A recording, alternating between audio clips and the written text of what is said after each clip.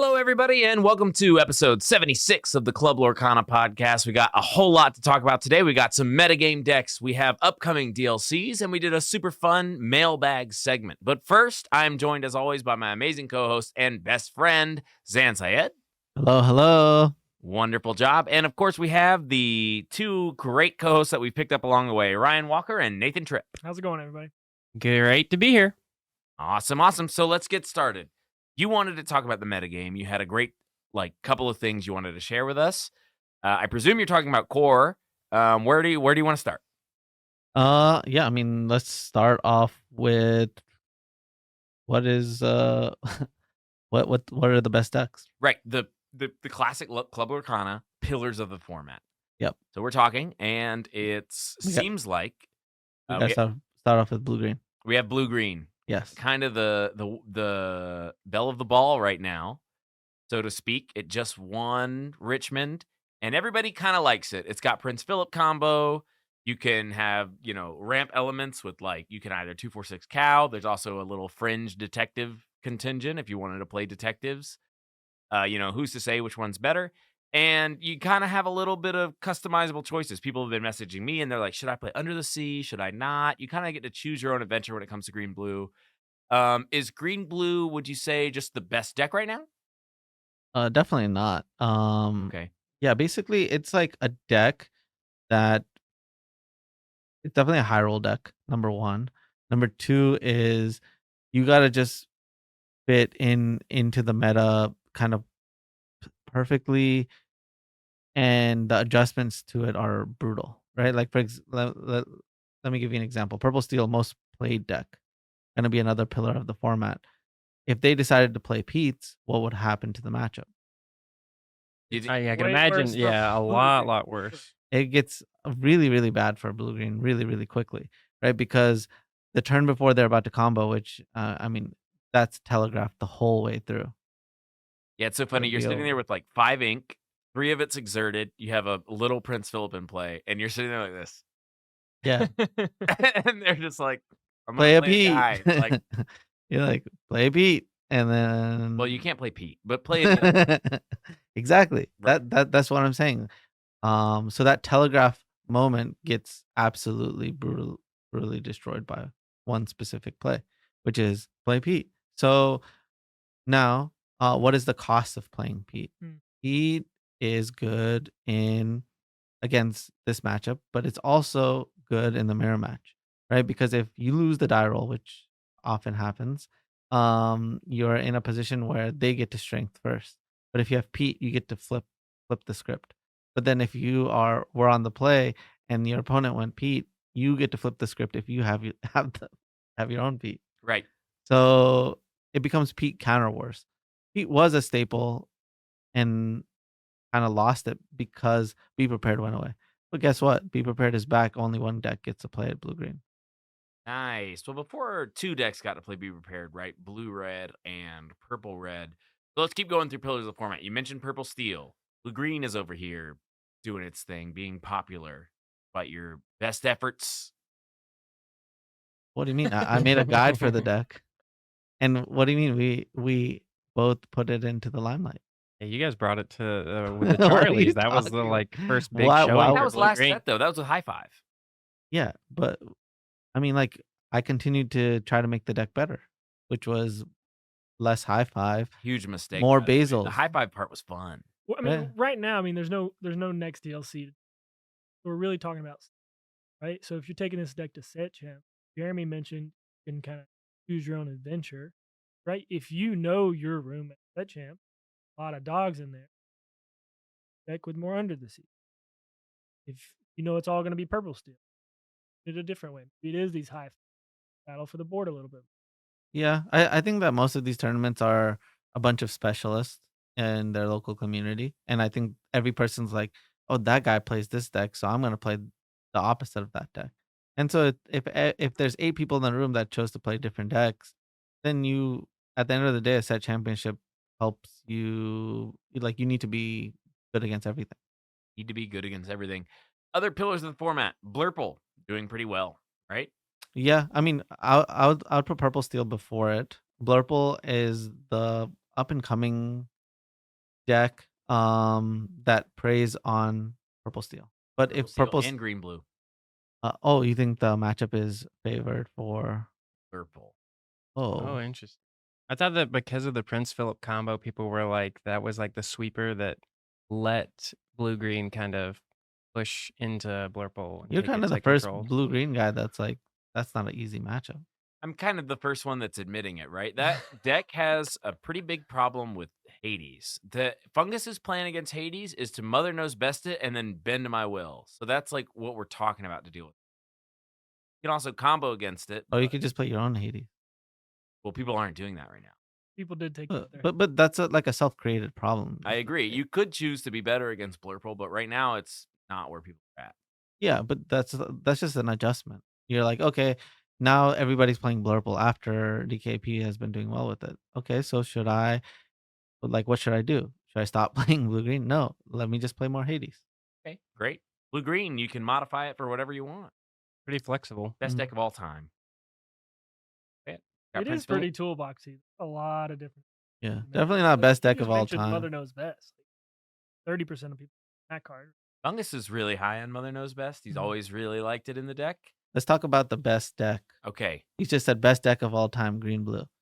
Clearly, green steel. It is What, green steel. what Green steel's just so won China? Okay, so yeah, I mean, we're gonna get back to the metagame, but China was just taken down by an amazing Green Steel Diablo deck. How fun would it be to go play a Set 7 tournament again? Okay, I also went to China, not for this tournament, but for the last tournament. Oh yeah, you got banned from that country. No, from using the visa. Oh right, you didn't 10-day get banned from the visa. country. You're just not allowed to use a visa to get into the country. A That's 10-day I guess visa. The short 10-day for visa. that. Travel I vi- can still travel get a visa. visa and still Yeah. go there. Yeah. Okay, so basically, when I went there, yeah, it was a set six tournament, and Green still won that too. Yeah, and you won a DLC with Green Steel. I won Vegas, Well, and sure. and then it won Seattle. There's Seattle. that championship. Oh yeah, Seattle. Yeah, basically best deck. Um, I feel like there was even one. So maybe 4 major titles. Yeah, I feel like I'm missing one. well, before the Bucky got banned, didn't Oh, yes, the rat. right? Yeah, in Chicago. Chicago. The Rat won Chicago. The first of 2 DLCs that were won by lounge members. It basically, okay, the thing about the deck is that it was never the most played deck in any of the tournaments that it won. That's what the most impressive thing about the deck is. It's like not the most representation. So, oftentimes a lot of these decks, they're the most, like Blurple winning Bologna. Is that really a surprise when it's 38% of the room? No. Yeah. Like See, A you didn't lot have more to- people playing it. Yeah. Yeah. it's like forcing its way to the top, But when Greensteel was winning it, it was like third. When I won with Vegas, it was 5% of the room. Yay. That was crazy. So and then even after that, it didn't go. I don't think it went above 15%. What makes Green Steel best? Because it says, I don't care about what you're gonna play or what's in your deck. You're just gonna put it in the discard. Discard Best removal strategies. is to kill your stuff before it ever hits. And then Not draw even the cards stuff. with Prince John. So Ooh. everybody has their mind on Infinity now. Yep. Green Steel's pretty prevalent in Infinities. It's a terrible deck in green. I played it. It is rough with the new like Robot Queen, the bomb. It's Here's just the like thing. it's Robot really tough. Queen, Messes that deck. well, it's actually just the piece that Blue Steel needed, because what it's also doing that is sort of underrated is it's totally unlocked Scrooge McDuck. So before, if you got really lucky, you could get an early Scrooge McDuck. But now that there's another playable 1 cost, Scrooge McDuck is out on turn 3 most of the time. You like on turn 3, tap 3, play your Scrooge McDuck. Then on turn 4, Hiram. Now you're back up all those cards, Yep. which is, so I'm winning on the board. I also have all these little like doohickeys, right? Like maybe I Robot Queen, I play Hiram. No, you don't Robot Queen, but like the next turn, maybe I Robot Queen, or maybe I do it when I Scrooge to like take care of something. So the Robot Queens put me. Actually, yeah, doing it when you Scrooge is on turn 3. You tap 4 items. You play the Scrooge McDuck, and then you crack the Robot Queen. or guy. Oh, good. It's You can bail out. you could do either of these, but it's Phenomenal. they're unbeatable sequences. And then the next turn you get to Hiram. I'm winning on board. I have more cards in my hand, and I have a bunch of items in play. And Blue Steel's back on top. Blue Steel is incredible in Infinity. So incredible that some people that have been playing a lot of Infinity are calling for a ban. Hiram. Well, the thing on everybody's radar is Scrooge McDuck. Why? Scrooge McDuck represents with the new one drop sort of the completely broken opener I talked about, and it Yeah, dominates the board. but basically what you're saying is like, oh, like we just want to make blue red the best deck again. Like, you know what I mean? Oh yeah, the actual thing they should ban is probably Hiram Flower, Exactly. or maybe Popsicle. Don't ban my draw engine. I miss it so I much. think that it's free to ban Hiram first, Okay, and then see what the world looks like after. But like the whole point of Infinity is let's all do busted stuff. sure. So I think that item should exist. What's our call right now before the first Infinity turn? Dortmund, Mhm. will there be a ban? No. No, I think not at no, all. I don't think so. No shot. And I think it's going to read as a mistake. I think Dortmund is going to be completely dominated by Scrooge McDuck, Hiram Flaversham, Blue Steel items. There's no. We other. have to look at it from their perspective, and their perspective is more data. Like hearing the complaints is what leads the ban, and if people are just not calling in the dark, like, oh, I need this to be gone because it's so terrible. Like let's say we go to Dortmund and there's 0 in top 16.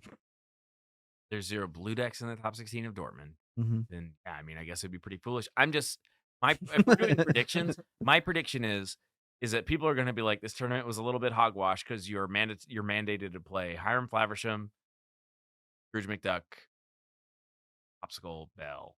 I think that's actually great because those cards are cheaper than ever. They're cheaper than a Dumbo. Yeah, I think that if like you want to pick up Infinity cards, like now is the time. I will say I do think that we're sleeping on, even though Green Steel is struggling, Yellow Green discard with Mowgli in Infinity, its stock goes up a lot against a lot of these decks that are playing, non-character cards. That's a deck that I'm looking at because I watched it some getting played. It looks a lot of fun, and I've always liked that deck too. And it's got more tools over the last few sets. Yeah, I mean, I think discard has gotten a lot of great tools, and Prince John just makes people feel bad. John is, in my mind, a big design mistake. I don't think you should be able to sit behind Ward and like totally warp the game without ever turning. Why not? I think a Ward character should have to turn sideways to do whatever it does. Oh, what if it was if this card is exerted, then when a discard thing happens? Yeah, something like That'd be more like That'd fair. be interesting. it would be like a reasonable card. I think right now there's such a feel bad where you're like sitting with 3 cards in your hand. They have a Prince John or 2 out, and you're like, well, the only option is play these because there's nothing I can do about that. You think that Demona changes any of that like math at all? Because she helps you refill. They're discarding. You can turn the Prince John sideways. It's like that's an effect we haven't really got to play around with as much. Pretty late though. Demona has a lot of really big problems against Prince John. It costs 6, and that's like pretty much untenable, right? Because the whole point of Prince John is they get rid of your hand typically before you have 6. So if you're going to have Demonas, you need to be like backing it up with a bunch of Junior Products guidebook anyway. But then you're just feeding the rest of their Prince Johns. Exactly, they're getting value off their. So by the time Demona comes down and kills 2 Prince Johns, your opponent's sitting there with like 13 cards in their hand. Like, you got him finally.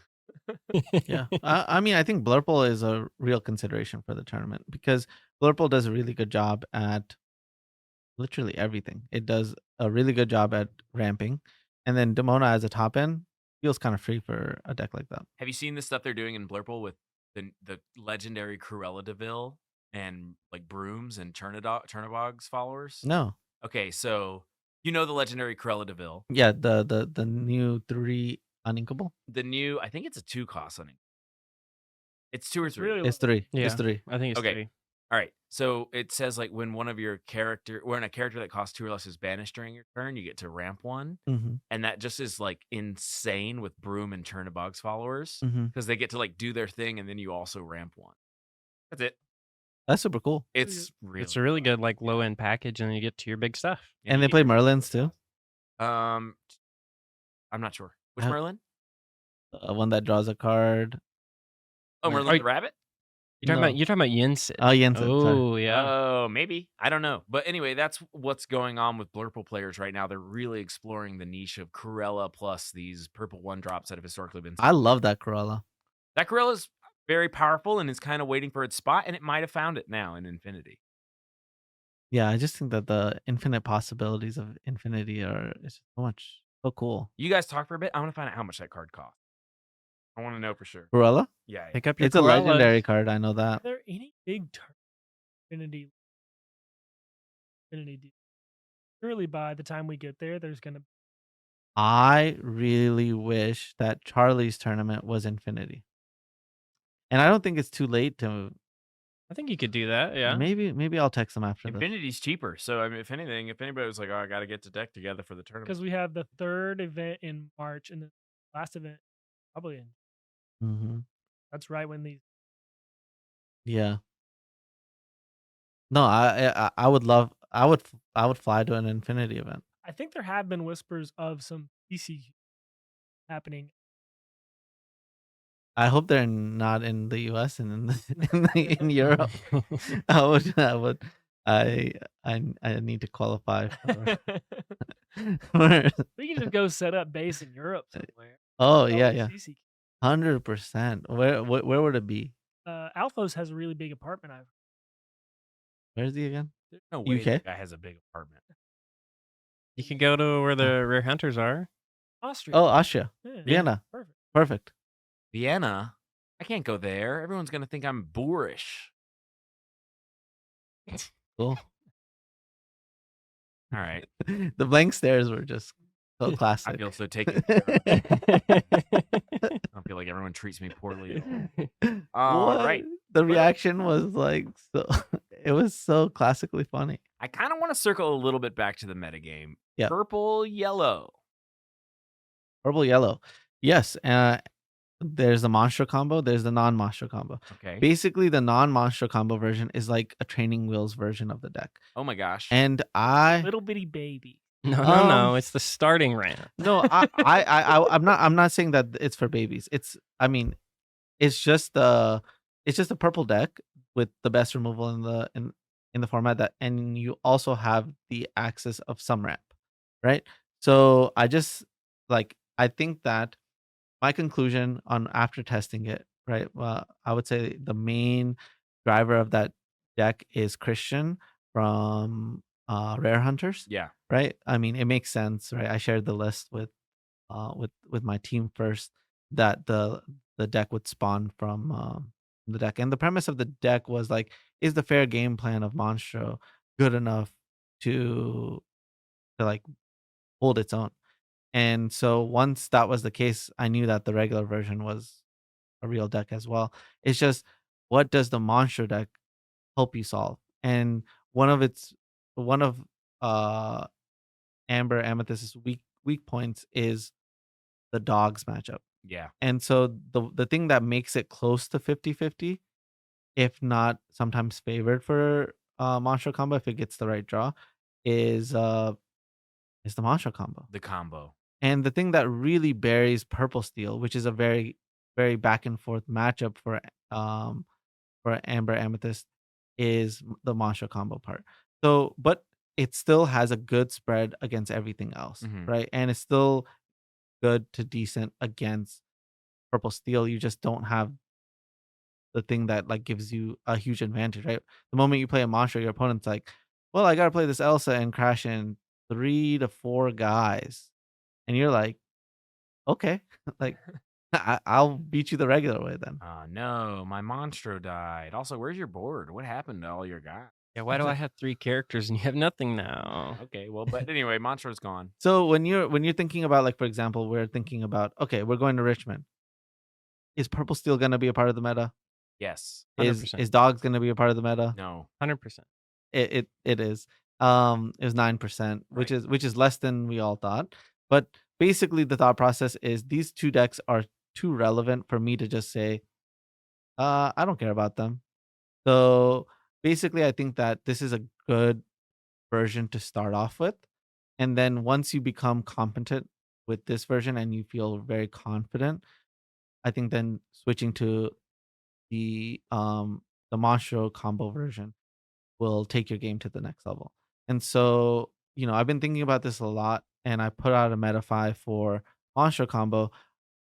In the Monstro combo guide, I'll put a combo list option of what because I tested this deck a lot. I was like, am I just being too fancy by playing the combo? And the answer is no, I'm not being too fancy. It really shores up the bad matchups.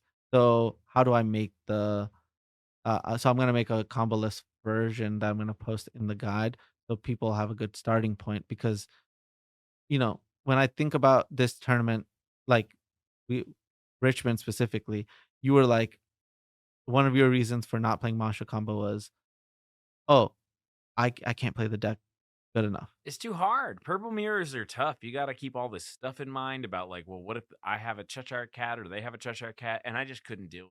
And I wish I had thought of the recommendation of you should consider testing No combo. no combo. Well, then I'm still in the thick of it with all these purple mirrors. I just have Bagheera that I get to just always though. Bagheera Yeah. three cost 4/4. I No also big know guy. that Ryan was doing well with in testing with that deck too. I And think I went 17. combo list. Yeah. We should have played combo left. Yeah, because the thing is, when you feel like you can lean on the combo, I think that it's like this is a thing that I trained to become really good at in Magic. So this is where I'm like, oh, this doesn't phase me at all. I can switch roles all the time.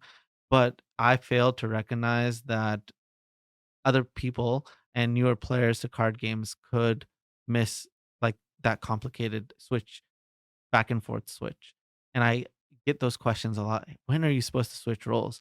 Um, and I realized that I have like years in my bucket testing and figuring out how to when to switch roles.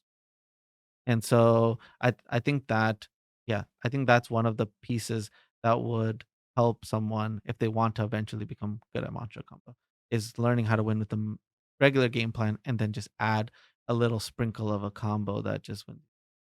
Not very many slots, all things considered. 4 for the 11. Yeah, 4 monsters, 3 we know the ways, 1 Alan Adele, that's 8 so far, and then we need 4 luminaries, so 12 total. Yeah. And Circle of Life. And Circle of Life, Do you play that in the non-combo version? I don't wouldn't typically, but it is a card that just does a bunch. So, Kind of like a real so let's say 12 and a half. 12 and a half. 2 more. Because I trimmed on Lorcanito because you can target the weak.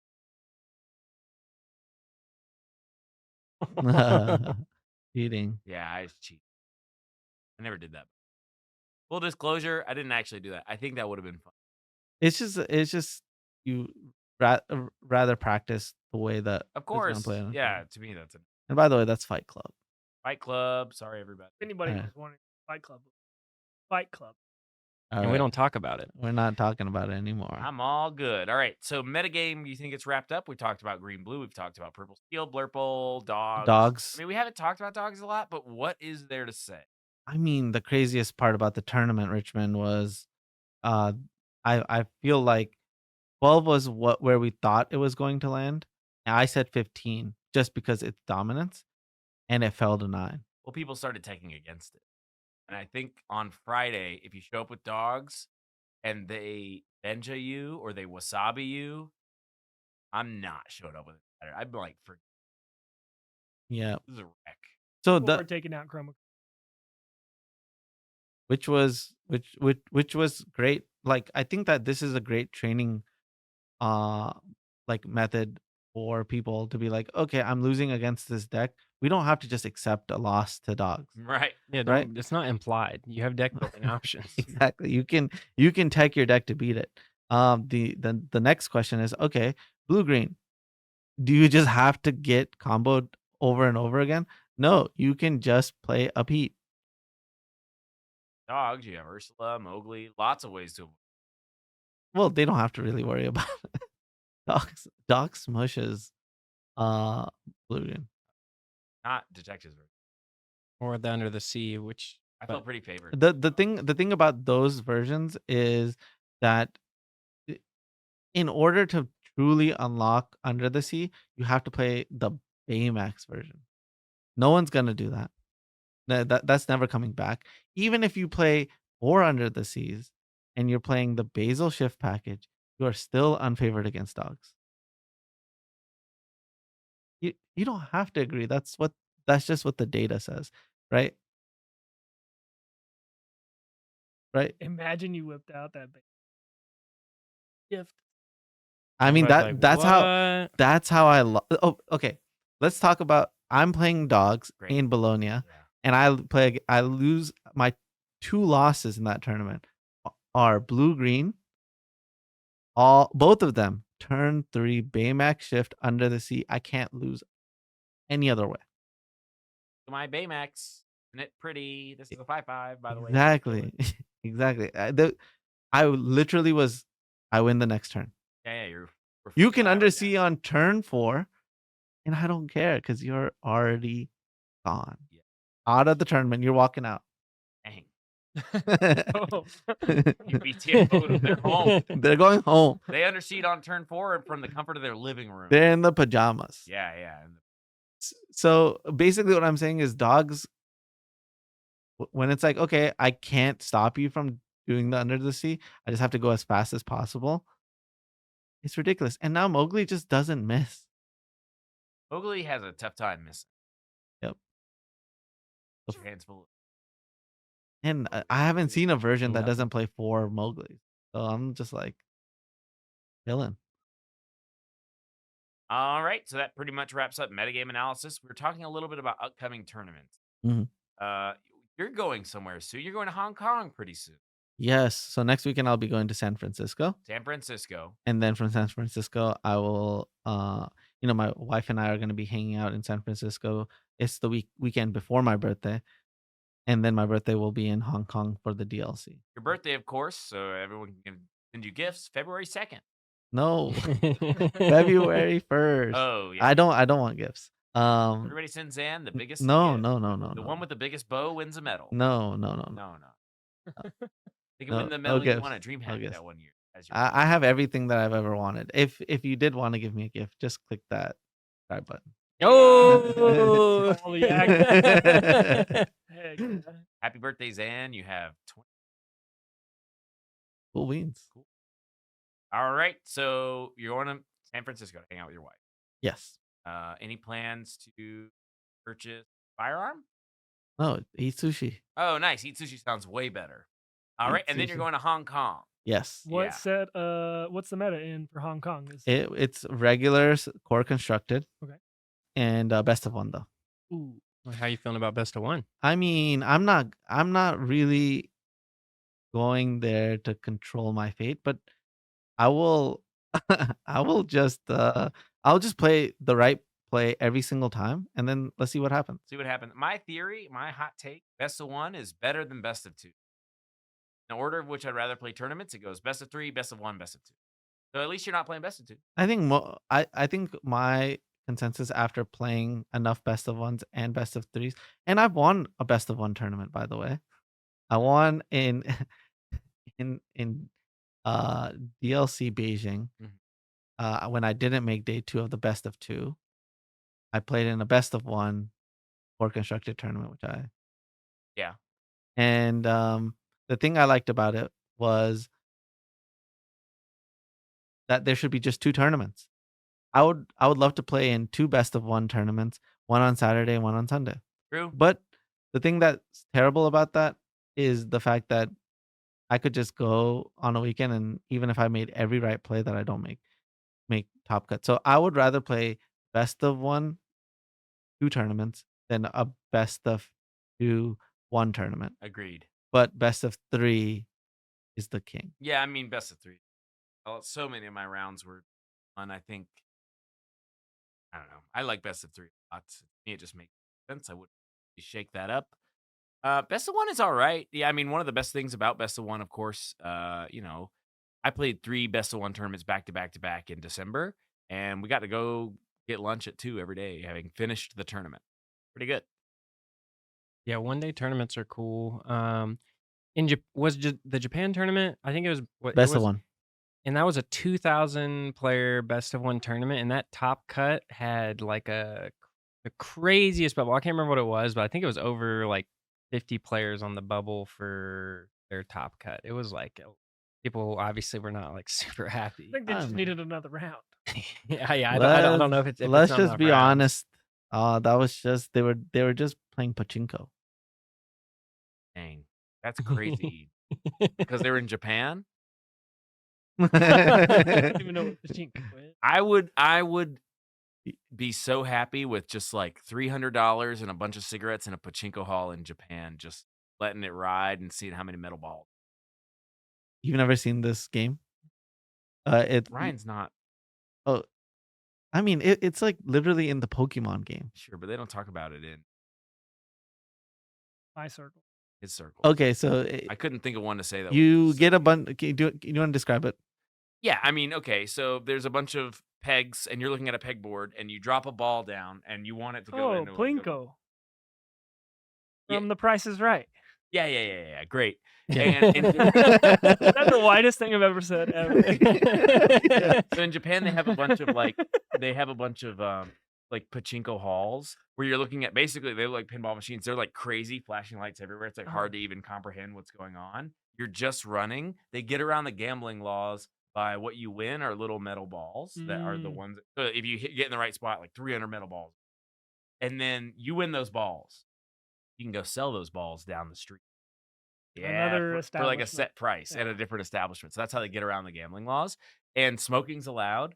And if you ever like see a video of one in Japan, it's like a bunch of like dudes in leather jackets. They're smoking like freight trains, looking sort of dead-eyed at these machines that are just exploding with like, anime sounds or explosions or whatever. And it's a vibe. Every time I've ever seen it, I've been like, I got a spot there for an afternoon for sure. Yeah, when we all go together, Yeah. Side by side machine. side by side. Side by side machines, and we're just jamming. And we switch machines whenever we catch a lucky earth. And Yeah, we all have leather jackets on. Yes, I'm down for the leather jacket. the leather jacket is cool. That's going to be a part of it. Cool. Anyway, I'm a big fan of the aesthetic of pachinko. I might be in. Yeah, Plinko was my favorite game on The Price is Right. It wasn't Insane. close. Okay, You got to stop saying. Can we talk about Winter Spell a little bit? We've got it coming up in a couple weeks, right? Winners what? Winter Winter Spell is Spell. the new. Oh, set Oh, of Winter Lorcana Spell. games. I thought you said winners. Yeah. Winner's belt. I was like, whoa. There's going to be a Lorecast later this week. It sounds like maybe we're going to get some card reveals. What do we want to see in Winter Spell? We've seen a few cards already. I know we have. Maybe it's Angel who helps you when you're on the draw. Yeah, we do have that It's one. like a Cinderella on the draw. Cinderella on the draw. That's a 2/2. We have the Ghost of Christmas Present, which Ooh, is there the have big. been- It's the 7/7. This is an official spoiler. I just don't remember it quite clearly. I think a better question than what are these spoilers or like what do you want to see? Because none of these cards have really like, oh, this is gonna be it. It's nice that we have the Christmas Carol. I mean, I love Mickey Mouse as Bob Cratchit, Scrooge McDuck as Ebenezer Scrooge. Who else? That extremely scary. Pete as the Ghost of Christmas Yet to Come. Anyway, I'm excited for those characters because I like niche Disney things like that. I'm gonna do a throwback to Star Wars. Great. I really liked the Star Wars cards that allowed you to play cards from your ink. Yeah, I want to get into my Inkwell for sure. I mean, like, if this is the set that they allowed us to do that, I just think that like storing stuff and then being able to get to it later is very cool. I also think that it's a really cool way to make discard worse. Mm-hmm. Like, I think that the feeling of like, hey, 7, this costs 7, discard your whole hand is a terrible feeling. And like being able to put stuff in your inkwell and that you can like use later on. Obviously not as powerful as some of the stuff in Star Wars, which was like you can play all the stuff from your discard or something. Well, you can play all the tech card is you can play all the cards from your Inkwell. The only reason that's balanced is because in Star Wars you take turns playing, so you can play tech and then they kill it, and then it didn't do anything. In Lorcana, of course, this couldn't happen. You could play tech, and then you have the rest of your turn to go crazy. But, I mean, this might be the most controversial thing I say on the podcast. I think the rule about you can't look at your inkwell is just whatever. I think we should be able to look at our inkwells, and playing stuff out of the inkwell would be fine. I've played a lot of Star Wars tournaments. It doesn't slow things down that much. Most of the time, you don't look at your inkwell, and like when you do, you kind of just go like this on your opponent's turn to just check. And Well, I actually think that keeping the game simple by like this card is inked, you don't have to think about it anymore, is really like a really good game designer move for a beginner, sure, right? Like when you're a beginner, you're like trying to balance so many different things. And like if you don't have to worry about the inkwell anymore, it's really nice. So I so how are you playing stuff out of your inkwell? so I think that the way it should be worded is like, you know how cards give you the ability to look at top of your deck. Sure. This should be like, you play this card, now you can look at your inkwell. Sure. Yeah, So- yeah. So like it's just a point in time type thing to where you're not like always looking, taking more time. It's like right now I get to look at my inkwell, put my hand to the side and look at my inkwell. Well, you could also have cards that are relevant in the inkwell are just face up. No reason they have to be face down, right? I mean, you just have them down there. I think that can get a little confusing, but I agree that could be a good solution I too. don't think it would be that bad. It's like Diablo, right? Like you play a Diablo, you can look at your opponent's hand, but you don't get to look at your opponent's hand forever now. Hmm. Right? But if you got in that point in time, you got to look at your inkwell once, what is that going to do? You still have to memorize all the cards that you inked. The only thing I would tell you is like maybe if you inked a card off the top of your library. I got such whiplash. I was playing a Star Wars tournament, and they played like look at my hand and make me discard a card. And he like looked at my hand. He chose a card to discard, and then he was like, and he started writing down my hand. I was like, no, but it's actually allowed in Star Wars.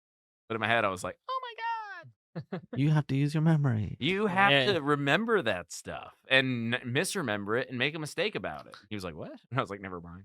By the way, I downloaded this app called Memory OS, Oh yeah. and I've been just Memory OSing it every Yeah, day. if you ever plan to try out for Survivor or you're having memory, like, yeah, I think it's smart to train. Yeah, and I feel like that's like a weak point. It like I have a good memory, but I wouldn't say it's spectacular. And I think that there's been moments, like for example, I was comboing off. Nathan was watching me do this. This was you were in the tank. I was in the tank, and I was like, did I ink 2 combo pieces? And I had inked 2 combo pieces, and this is against dogs.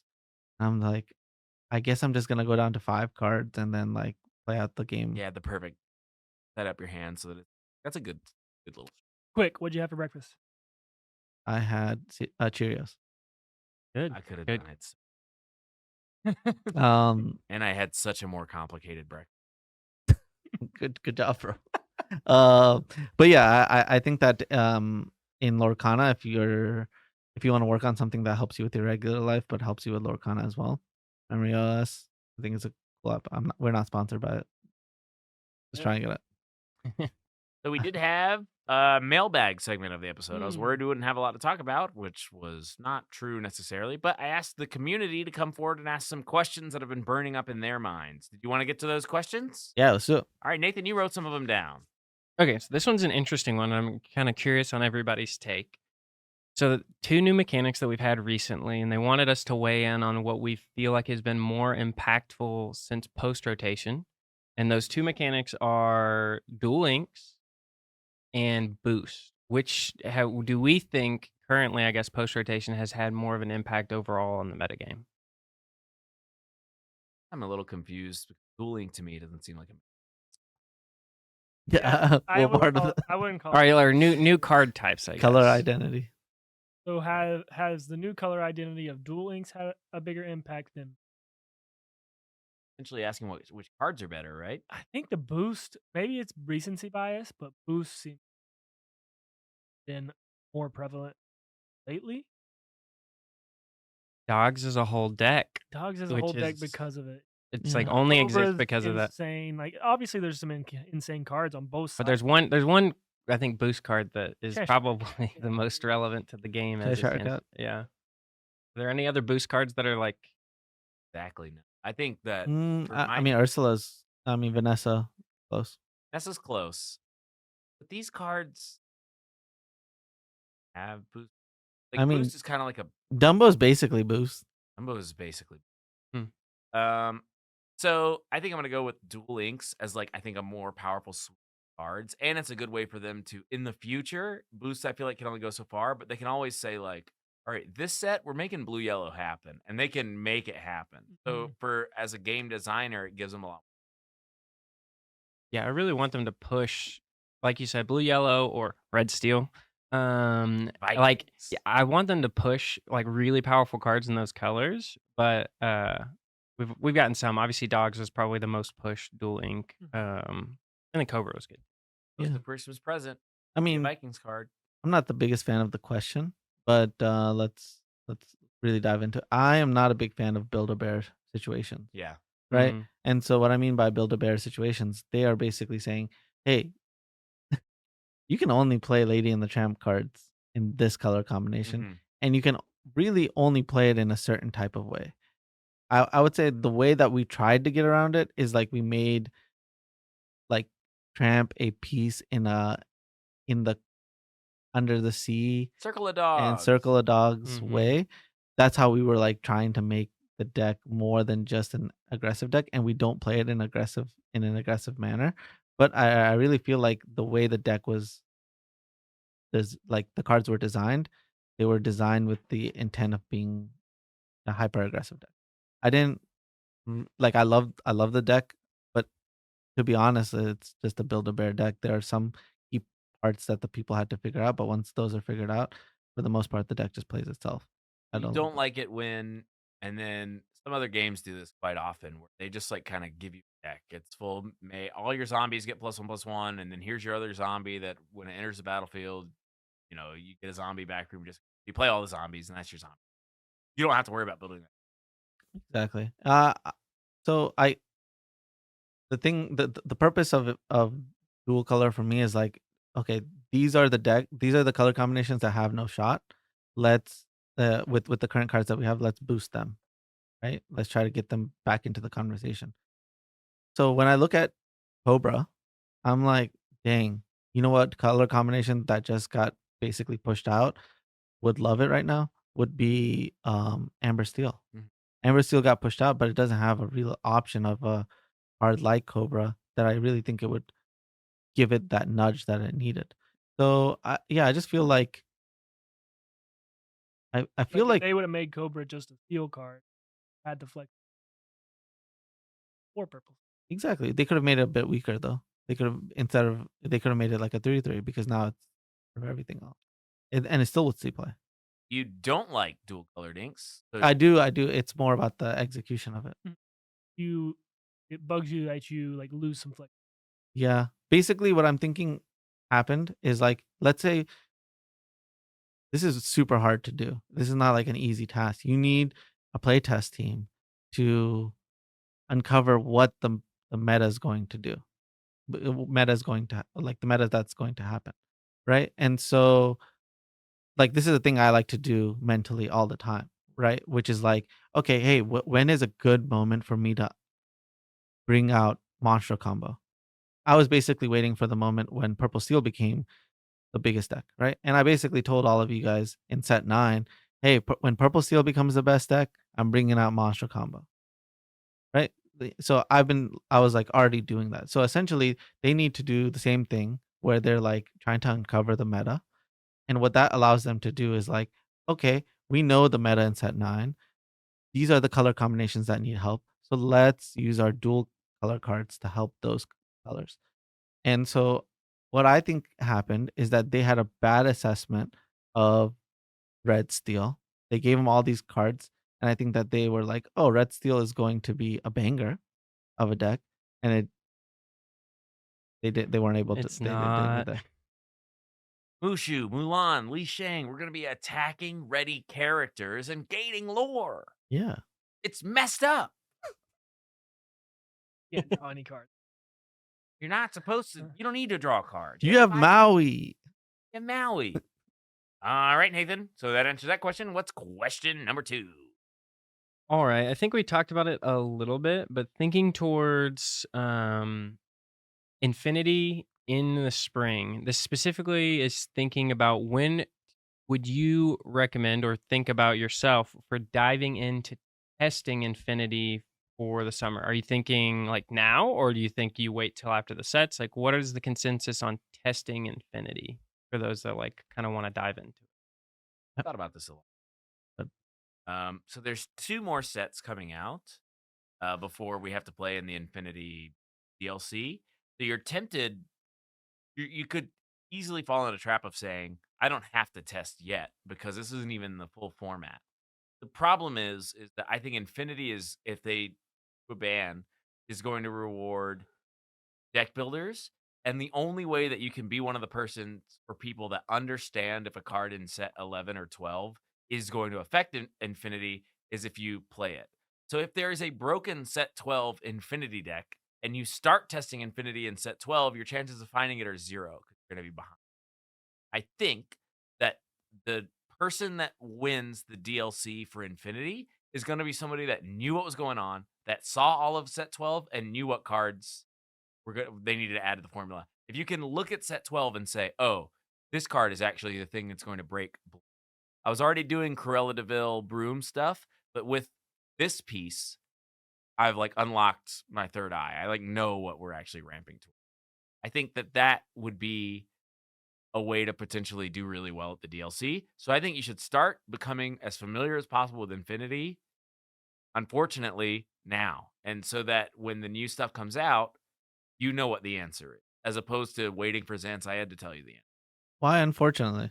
It's because I just want to play TFT, man. Forget about Lorcana for a bit. I'm in the off season. By the way, when we're talking about TFT, we're talking about Teamfight Tactics, Yeah, the League of Legends auto battler game. yeah. Yeah, it's a good game, and I feel like it really helped me speed up my decision making paralysis that used to happen to me a lot in Magic, but no longer happens to me in Lorcana. One really fun and interesting thing about TFT is that it goes whether you're with it or not. So you're going to be on stage 3-5 within that time limit, and if you're not ready, then you just lose. And in a way, that's really makes it's a good parallel to trading card games, because the trading card games like, hey man, you got to make a play, and like now, and you're like, well, but I'm not ready. Well, go home and try again next time. And TFT kind of does the same thing. If you're not ready, you're just not gonna be. Yeah, you get micro punished. Yeah. Ed Chu also played Oh, nice. Emerald. Anyway, going back to the question A, and I think you're right about set 12, but it matters in right? Like being really familiar. Right? There could be a card that comes out in set 12 that really just unlocks a card that we had for a year and a half. Being really familiar with the cards that we already have is good. Okay. Yeah, and I think that like we have a bias towards we played all the sets, right? So imagine you're somebody who started with Fabled. Mhm. Like you haven't probably played any Infinity. And so it's like I think it's like you said that you've got to start getting the reps in on learning the decks. What decks are you going to see? Even if all these decks, red, blue, you got Princess Songs, green steel or discard, like a lot of these Blue decks, steel. and then blue steel is going to be there a lot. You need to learn all those decks, even if they're going to be different, but they're still going to exist, right? In different forms. So learning those decks, how to play against those decks, any deck you're building, you got to be able to beat those decks because they're going to be there in some form. And I think for those people who haven't, you got to start getting reps in. And I don't know if that's at your local, playing online. Like I think that I I think Jeremy probably put it the best is like it might the time is now. It's whatever 6 months, but there's a lot of practice and a lot of iterations. And I even think the last 2 sets probably haven't been explored enough. Um, and I think people have been iterating on it. Like we talked about, the Robot Queen really changed Blue Unfortunately, I Steel. think right now Infinity has a Giga Monster. Like, gonna be the answer. Oh, what? I want us to slam Blue Steel against the green yellow deck. I think that it's got more legs than we think in that matchup. I have a little bit of a different approach. I think that there are different types of people in this equation. One of the types of people is people who came to the game after rotation. Yes. they're at a huge disadvantage. You're just at a huge disadvantage that you don't have experience in this set, and these cards are omega powerful. So the way the punishes work is like when they punish you, like if you get be prepared and you overextended into it, like you played more cards than you should have before they be prepared, you just lose the game. It's game over. Game over. If you don't know how to play against discard cards and you don't know how to empty your hand quick enough, it's over. They just made you discard your whole hand, and they just drew 10 cards. Like Rapunzel trap. You like misjudge a Rapunzel. Draw 3 cards. That happened in Game Jeremy and over. I's game, right? Is like that About one. Rapunzel. It's just like you got to recontextualize yourself to this larger card pool and meta. exactly. So there are different people in these camps. For myself, I feel like playing like creating expectations with decks that have likely less impact because 2 sets is a lot and 1 card could just change up everything.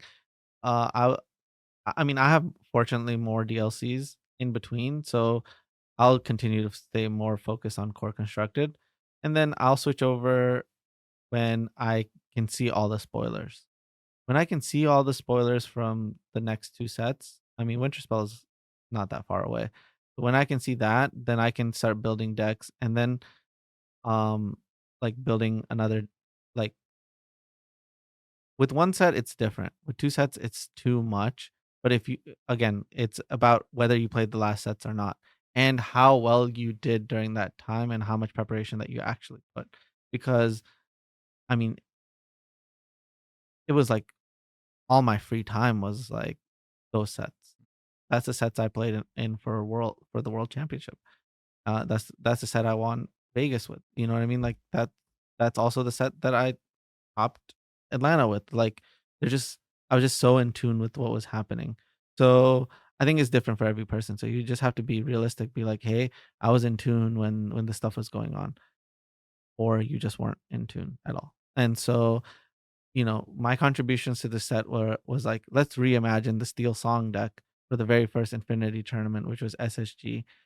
Um, and I topped with that deck, and I was like, okay, this deck is absolutely incredible. Other people have continued to top with Aurora into Ariel, and Whole New World all the way through. And so I just think that, um, the surprising thing about it is like, oh, everybody would think that's obvious, but how many other people were playing that in the tournament?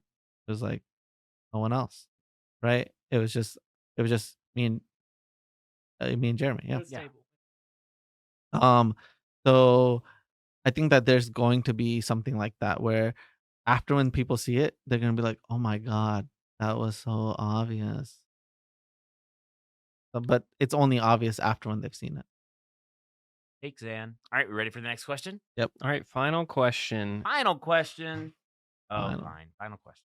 All right, so is the game too expensive? Is it too is there a barrier entry to the game based on let's say prices of Dumbos or different cards? What are everybody's thoughts on that? I think this game was amazing. Set 1 in terms of price, and I think set 9 it all came crashing down. Dumbo is a big culprit. What are you talking about? I just think this game used to be one of the best priced TCGs, and now it's one of the middle. Of the pack. Not set 1. Didn't- I'd What say are set you 1 was talking so about? expensive. Prices have only come down. They're coming down all over the place. And didn't a $12 deck get a make? Yeah, it did. What are we talking about? This game's way too expensive. Dumbo's too expensive. No, it's not. I just think that there are going to be chase cards in every single deck, in every single game. Basically, the way you want to think about it is we need these chase cards in order to hold up the economy. 100%. No, you can mitigate it easily by having what Pokemon does, which is have your base card. You are thinking so unrealistic. You know how many years of a head start? They basically don't care about their regular game. The regular TCG, Pokemon TCG, is nowhere near the market for opening packs. They are a completely unrealistic expectation for a 3-year TCG to have. I What are we just think- talking about? I think the model can still work the other way. No, it You, can you no front load all the economic value of the cards on the like promo for the packs. expensive version. No, packs need to sell in order for a TCG to stay alive and stay Omega profitable. Why would I open a pack if there are no chase cards? There's always there's Iconic Mickey. Iconic Mickey's like a perfect But what example. I'm saying is there needs to be regular rares Yep. and regular stuff that like the way you want to do these calculations is like, okay, is it worth like is it worth a store opening packs to sell singles? You want that to always stay true. And a great way to do it is you take the price of all the rares and legendaries and you like basically are like, okay, if I open all these packs and I get an average of these, is it more than I opened uh like Yeah, a is the class of box? expected value of opening higher on average? As long as that EV stays above the box, Exactly. So you want like we can't like we're looking at only from the perspective of a player, not the perspective of a collector, a store owner. There's so many people involved in this, and I am like it's really important to me that every part of this gets like I'm like in shock that Disney Lorcana is in such a good in such a good place, right? Like every part of the pie is being rewarded. I I think that having a staple card that's going to be in a lot of the meta decks be $70 is like a little ridiculous. I think Dumbo could have been a I thought it was super rare. $44. I think the a little different like perspective is I actually think this has been kind of the case almost in every set. I know that right now we're on Dumbo, but I don't know if everybody remembers like when Beast came out. Beast was it's like every single set we have a card that people are paying somewhere between $40 and $50, which has been the case for a while. You had Beast, you had Diablo, you had Ursula 3. Like, we're generally having these cards that go somewhere between like 30 and $60, often spiking at the like 60 plus closer to tournaments. And I think Yeah. it's kind of been, I don't know if the economy of the game has changed a lot. You'll have some decks that are whatever, 300 plus dollars, but then you'll have another deck that's worth somewhere in the $100 range. You might not be able to play every deck on economy, but I think there are at least viable decks on economy. The barrier to entry to Lorcana for a tier 1 deck is $12. That is true. But and I think on top of it, what do we just talk about, which I think is really relevant, is Infinity. All of those prices have gone like way down. And if any of you are watching and you don't have an Infinity deck, I would buy it over the next like 2 to 3 months and I wouldn't wait because I think those prices over the summer are going to go up, right? Blue All Steel's the got to be pretty cheap. I would just pick up Everything. Fortisphere, Hiram, Tamatoas, get it out of the way. Yeah, the thing is even if Hiram gets banned, Blue still stays tier 1. Even if uh Hiram and Popsicle get banned, it still stays tier 1. That's how good of a deck it is. So, yeah. So I just think that people should definitely invest in those cards if they don't already have them. Number 2 is Also, just they're I so fun. I think that the stock for Infinity is going to go up when we're gonna play it more. Once people get the initial butterflies out of their stomach and they play the play the game and they feel like okay, they've balanced it by getting rid of Hiram, like it's gonna be overwhelming. This is actually more fun than core constructed.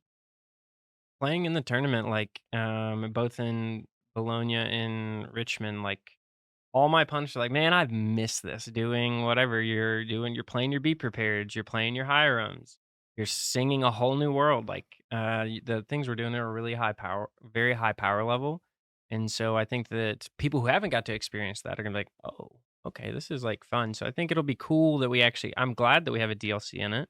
Hate that it's so far away, but I think that Infinity is actually gonna become a loved format rather than like, "Oh, I gotta go play Infinity, because I lost in the day one of DLC."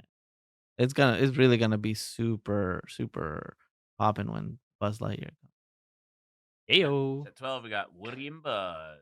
with the buzz. Incredible. All right. Well, that about wraps up our episode. Um, We'll just go ahead and do our little outros. My name is Jeremy. You can find me on Twitter at MoxJeremy, and that's important because I do my spaces there. I've also been moving into some other things that I'm going to do. I'm thinking of starting a Substack. I am. I think it would be fun to write little travel blogs on my Substack, and people could read about the everything I did in Richmond. Yeah, Substack is like such a funny word, but Substack. but that's cool. I'm also Being a I blog, also have a I think blogs are Metafy cool. now, but I don't have anything on it. I might do some Metafy guides. I'm thinking my guides would be funny. Highly recommend. I could do a guide to Red Steel Vikings, and you buy it for 15 cents. And when you open it, it says, "Take all the cards out of the sleeves and play a different deck." I think I'm gonna do a funny Metafy. That would be so good. Yeah, I have a lot of jokes like that planned for my Metafy. All right, and so that's what I got coming down the pipeline. I'm super excited to share it with everybody. You know, we're gonna just see where this wild, crazy horse takes us. Ryan, where can they find you? I'm on Twitter. Find me at ATL Ryan Walked. Right. I'm also on Twitter. You can find me at Nathan Tripp, 2 P's and an E. And then we had some like exciting news about like today specifically, but I'll go to Zan. Yeah. So, thank you so much for supporting us. This wouldn't have been possible without you guys. So this studio that we're at right now was previously owned by a friend, who was helping us produce this podcast, but we have officially taken over, and this is now officially Club Lorcana Studios. So you Welcome can to the club. welcome to the club. Yeah, so you can expect way more um content in the future, and we want to do like tournaments, um yeah, and just like more games in general. So if you guys have any ideas on what we should do, just post them in the comments, and we want to grow with you guys. So appreciate all the support, and yeah, we love you guys, and see you guys next time.